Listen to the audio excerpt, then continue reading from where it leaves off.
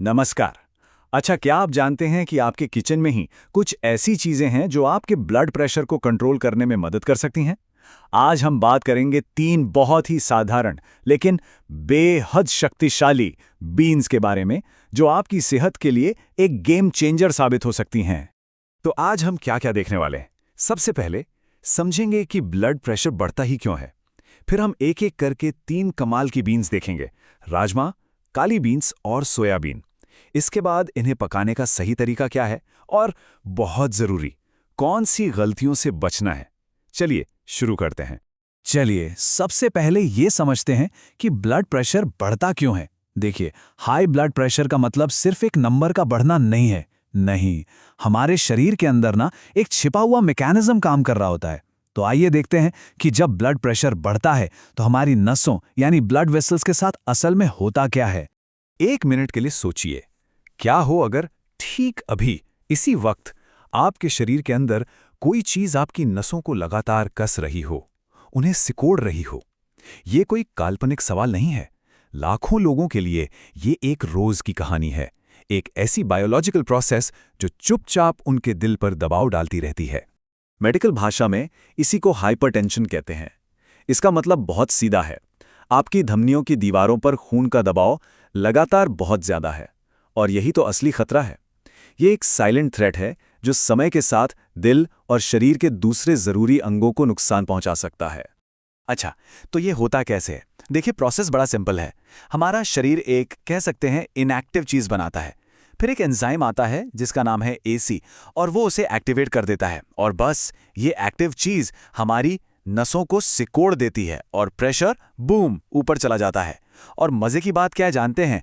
ज्यादातर blood pressure की दवाएं इसी एसी एंजाइम को ब्लॉक करती हैं। और जैसा कि हम आगे देखेंगे, कुछ खाने की चीजें भी नेचुरली ये काम कर सकती हैं। तो चलिए अब आते हैं हमारे पहले समाधान पर। हमारी पहली बीन, राजमा। अब ये सिर्फ खाने में ही टेस्टी नहीं है, नहीं, इसे हम रैपिड रिस्पॉन्डर भी कह सकते हैं।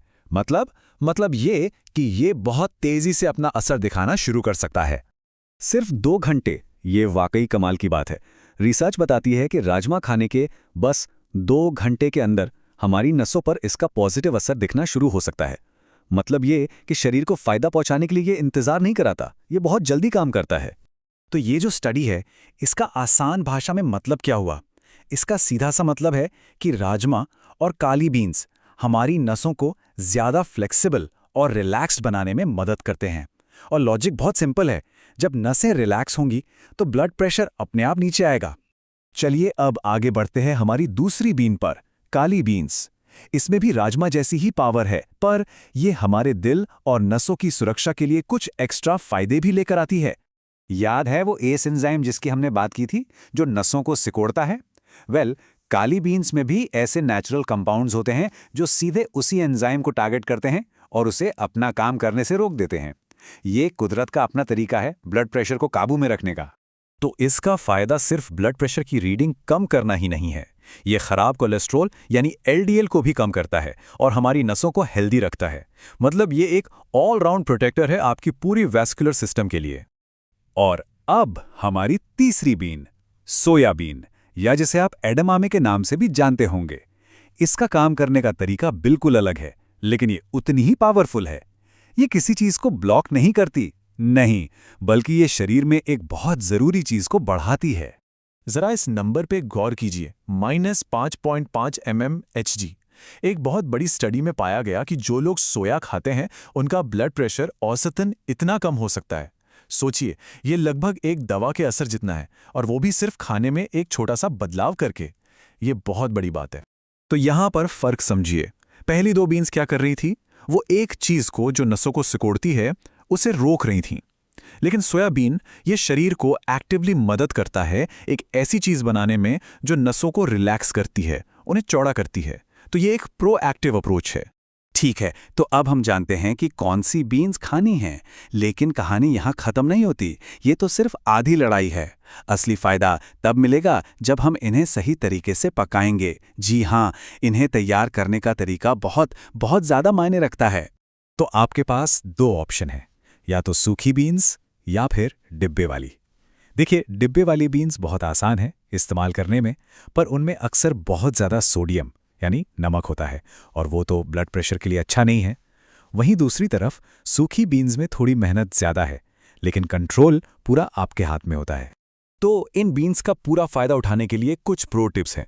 सबसे ज़रूरी, और इसे प्लीज़ याद रखिएगा, अगर आप डब्बे वाली बीन्स यूज़ करें तो उन्हें पानी से हमेशा हमेशा अच्छी तरह धो लें, इससे एक्स्ट्रा नमक निकल जाता है।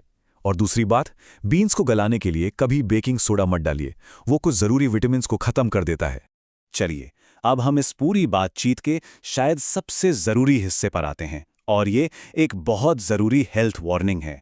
प्लीज़ इसे बहुत ध्यान से सुनिएगा। एक ज़रूरी चेतावनी, सभी बीन्स हर किसी के लिए सेफ नहीं होती, और मैं चाहता हूं आप इस पर पूरा ध्यान दें, क्योंकि ये जानकारी कुछ लोगों के लिए जिंदगी और मौत का सवाल बन सकती है। एक जेनेटिक कंडीशन होती है जिसे कहते हैं G6PD डेफिशिएंसी। अंदाजा है कि दुनिया भर में करीब 50 करोड़ लोग इससे प्रभावित हैं। और सबसे डरावनी बात क्या है, ज्यादातर लोगों को पता ही नहीं होता कि उन्हें ये प्रॉब्लम है, जब तक कि वो किसी ऐसी चीज के संपर्क में ना आ जाएं जो इसे ट्रिगर कर दे। तो किन लोगों को फावा बीन से बिल्कुल दूर रहना चाहिए? कोई भी जिसे G6PD डेफिशिएंसी है, उनके लिए फावा बीन्स खाने से फेविज्म नाम की खतरनाक हालत हो सकती है। इसमें होता क्या है कि रेड ब्लड सेल्स बहुत तेजी से टूटने लगते हैं। इसके लक्षण हैं पीलिया, डार्क यूरिन, और ये किडनी तक को डैमेज कर सकता है।